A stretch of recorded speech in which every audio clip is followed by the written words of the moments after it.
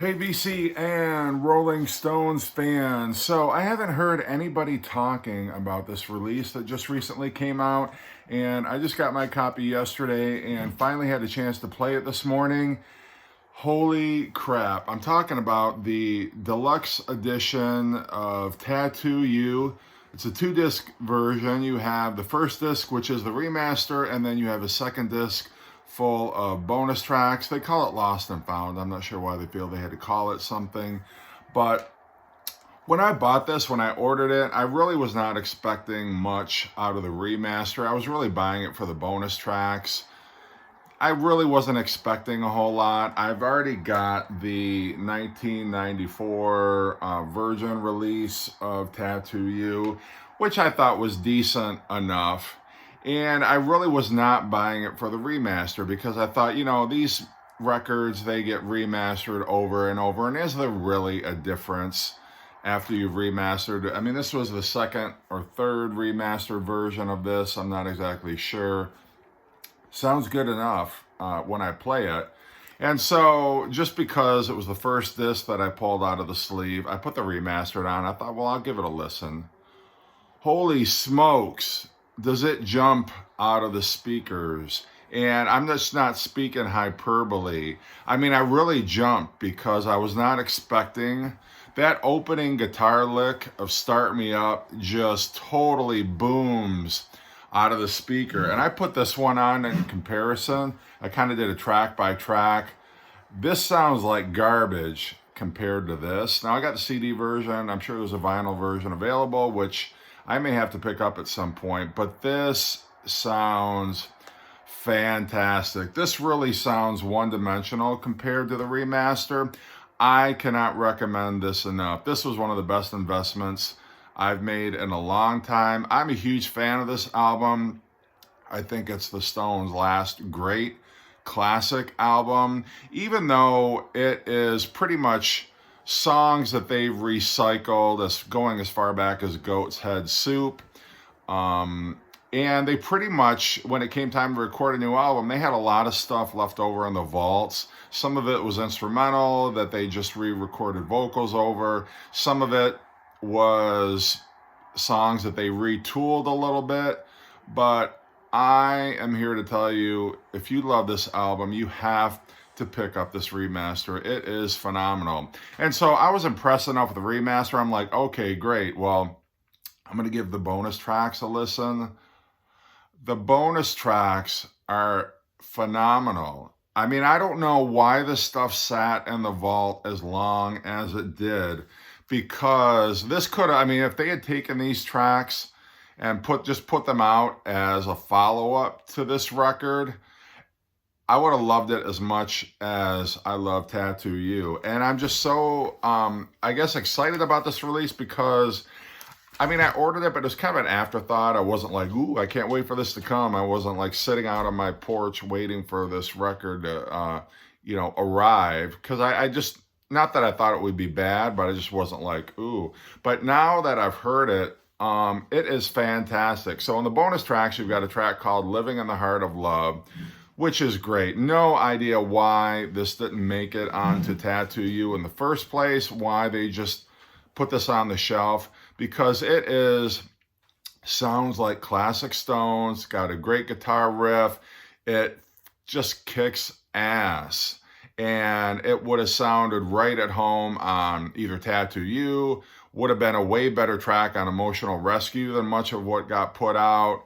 I don't know, they could have even put it out on Undercover. I think it would have made it phenomenal. But just a great, everything that is fantastic about the late period Stones. Late period, I'm talking like late 70s. Is just phenomenal. The second track is Fiji Jim, just killer guitar riffs. The one thing I will say is Mick Jagger did go back, because a lot of these tracks were instrumentals. He did go and record vocals for these pretty recently, and you can kind of tell. I mean, it's not like the Mick Jagger, how he sounded in the 70s, but I don't care. I mean, if they'd taken these tracks and just put this out as a new Stones album with Jagger putting the vocals on, it still would have been the best thing the Stones did in easily in the past 15 years, 20 years, as far as I'm concerned. Fiji Gem is just a great track. You got killer guitar riffs. It is just, again, classic Stones. The third track is Troubles A Comin', which is very bluesy. It sounds actually like an Exile on Main Street outtake. If you had told me it was a Exile on Main Street alternate track or something, I would have believed you, because it sounds right at home. It's got that classic gritty, dirty Rolling Stones bluesy sound. Track number 4 is a Jimmy Reed cover. It's called Shame, Shame, Shame, which, you know, the Stones were always at their best when they were doing blues covers, and this one's no exception. Just very great harmonica, great guitar playing, just a great, great cover.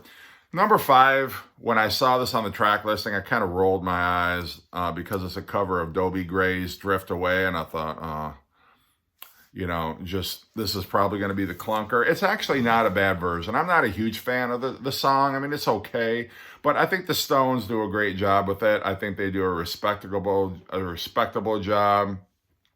It's very Stonesy. It's, you know, like you'd expect, the Stones reworking of Drift Away. I mean, it's not going to make me think, oh, it's a Stones original if I didn't know better, but I think they do a passable, more than passable. I think they do a really great job with that one.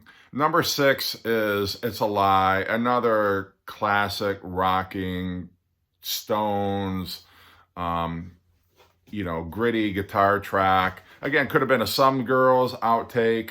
And I'm not sure, I didn't do the research and look up where all these tracks originated from, but I suspect it was probably a Some Girls outtake, because it's got kind of a respectable feel to it. But just really love that one. Come to the Ball is another one that sounds like it was from Some Girls, but definitely could have fit easily on there. I could have substituted any number of tracks from Some Girls for this one. It just feels like, why didn't you release this stuff? This stuff is so good. Number 8 is the only ballad, really, I mean, if you count Drift Away, the only real ballad on the bonus tracks, and that's Fast Talking, Smooth Walking. Kind of, I mean, again, it almost has that Exile feel to it, some of the slower songs on Exile, but just great. I mean, Jagger, even though the vocal was re-recorded, he sounds in fine voice. Mick Jagger's voice has not deteriorated like some of his peers, and so even though you can tell it's a later, you know, more recent Mick Jagger vocal, I don't care. The song itself is solid and very enjoyable. And then the last track, number 9, the bonus track, is Start Me Up, which is a more reggae-fied version. I mean, it's not like, you're not going to confuse this with Bob Marley, but it's just the guitar riff doesn't kind of go all the way through. It's a more broken up kind of reggae-fied guitar riff. I don't prefer it to the original, because the original is a classic, but it's enjoyable to hear kind of an alternate version of it, a different way of recording it. It's definitely got more of a reggae flavor to it, but not to where, you know, it's a Bob Marley ripoff or anything like that. So anyway, just wanted to do this review. I wasn't even planning on doing a review, but once I heard this, I'm like, oh my God, I have to talk about this. So if you've heard it, let me know. But I just can't enthuse enough about how great this is. This is what the kind of unimaginative trifold digipack looks like. Got the regular cover artwork like you would expect. There is a pretty decent booklet that comes with it. Just some essays about the recording of the album, some information about the bonus. One of the things that I don't like is this is very hard to read.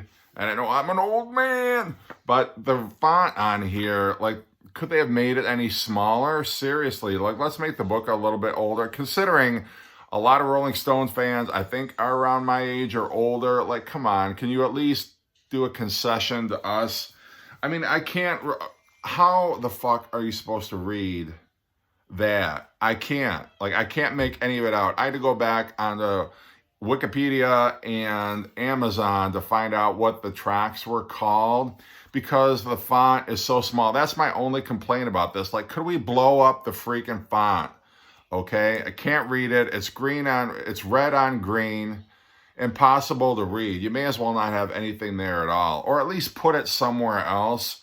If this is an artistic decision, could we make the tracks a little larger somewhere in the booklet or somewhere in the digipack? That's my only complaint with this set, which I know is a minor one because we're buying it for the sound, but I'd like to at least know the tracks I'm listening to without having to pull up my phone and reference Amazon. But anyway, hope you're doing great. If you're a Stones fan, you'll love this album. Pick this up in any format. All right, have a great day.